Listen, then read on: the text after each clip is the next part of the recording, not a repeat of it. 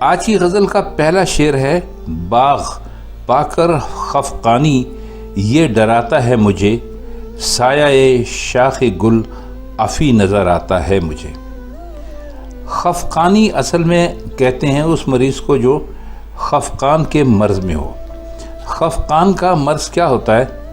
یہ ایک بیماری ہوتی ہے جس میں مریض کے دل کی دھڑکن تیز ہو جاتی ہے، اس پر گھبراہٹ طاری ہو جاتی ہے، اس کو کچھ اچھا نہیں لگتا، وہ ہر چیز سے ڈرنے لگتا ہے اور اس کے دل میں بہت ہی پریشان کر دینے والے خیالات پیدا ہوتے رہتے ہیں اور معمولی چیزیں بھی اس کی نظر میں بہت خوفناک بن جاتی ہیں اور اس کو ڈرنے کی بیماری ہو جاتی ہے۔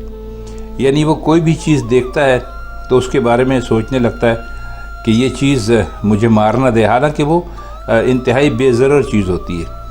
تو اس مرض کو خفقان کا مرض کہتے ہیں، بعض لوگ اسے اختلاج بھی کہتے ہیں، لیکن اس کی کچھ علامات جو ہیں وہ دوسری ہوتی ہیں۔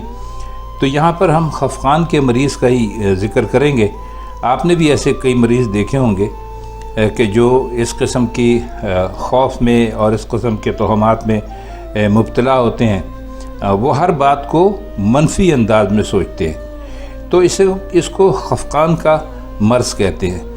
تو غالب یہ کہہ رہے ہیں کہ میں بھی اسی مرض میں مبتلا ہوں۔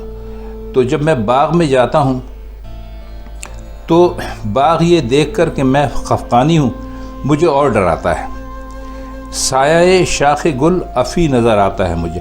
افی کہتے ہیں اصل میں پھن والے سانپ کو، کالے سانپ کو، عموماً کالے سانپ ہی ہوتے ہیں جن کے پھن ہوتے ہیں۔ تو وہ کہتے ہیں کہ سایہ شاخ گل، یعنی اگر کوئی شاخ اس پر ہوتی ہے، باغ میں ظاہر ہے کہ پودے ہوتے ہیں، درخت ہوتے ہیں، پھل پھول ہوتے ہیں، تو وہ کہتے ہیں کہ اگر کوئی شاخ کا سایہ بھی اگر زمین پر پڑ رہا ہوتا ہے تو مجھے ایسا لگتا ہے کہ جیسے یہ سانپ ہے، کیونکہ میں اس خفقان کے مرض میں مبتلا ہوں۔ اس کی اصل میں جو تشریح ہے وہ کچھ اساتذہ نے یوں بھی کی ہے کہ ہندوستان میں مغلوں کے زمانے کے بہت سے باغ ویران اور غیر آباد پڑے تھے اور سنگ مرمر اور دوسرے جو پتھر تھے ان کی بارادریاں بھی تھیں۔ آپ نے بھی دیکھا ہوگا پاکستان میں بھی جو بہت پرانی عمارتیں ہیں ان میں اسی طرح ہوتا ہے، اور ان میں شہزادے اور بیگمات اور شہزادیاں سب رہتے تھے۔ تو کہتے ہیں کہ اب تو لگتا ہے کہ وہاں جن اور پریاں رہتی ہیں۔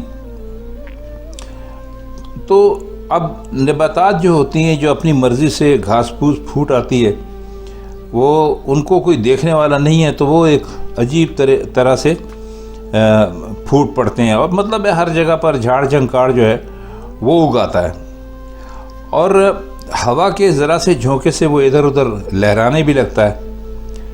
تو شام کے وقت ان شاخوں کا عکس سبزے پر بالکل ایسا نظر آتا ہے جیسے سانپ ہو۔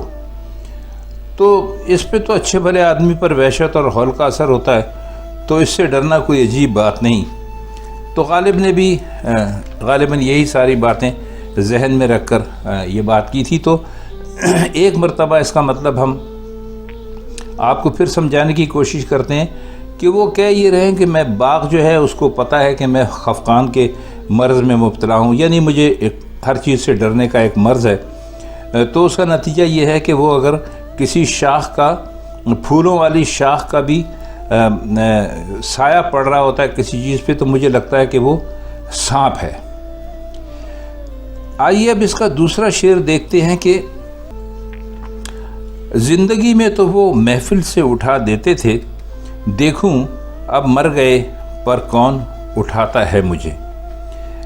اس میں کوئی بہت خاص مشکل الفاظ تو ہیں نہیں جو ہم آپ کے لیے بیان کریں، بس اس کا سیدھا مطلب یہی ہوتا ہے کہ جب میں زندہ تھا تو محبوب مجھے اپنی محفل سے نکلوا دیتا تھا، یعنی وہ مجھے اپنی محفل میں برداشت ہی نہیں کرتا تھا۔ تو اب تو میں مر گیا ہوں، تو اب یہ دیکھنا ہے کہ مرنے پہ مجھے کون اٹھاتا ہے۔ اٹھاتا ہے کہ اصل میں دو معنی ہیں، ایک تو ہے کہ محفل سے اٹھانا، دوسرا ہے جنازہ اٹھانا۔ تو اسی سے مرزا جو ہیں وہ الفاظ سے کھیلے اور انہوں نے اسی کا فائدہ اس شعر میں اٹھایا ہے۔